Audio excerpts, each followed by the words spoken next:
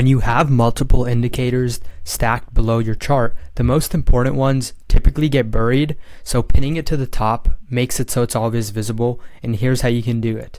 Say that the ADL indicator is our most important one. The way we bring it up top is super simple. Just head over to the right after hovering on its name to More. Click here, go down to Move To. Go to Existing Pane above. Now, you might have to repeat this a few times, so let's just do that. Eventually, it'll go onto your price chart, but we don't want this, so let's go up again. Ta-da!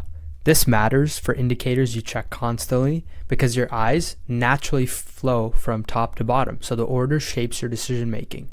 You can also pin an indicator onto the price chart itself just by moving the pane down like we did before.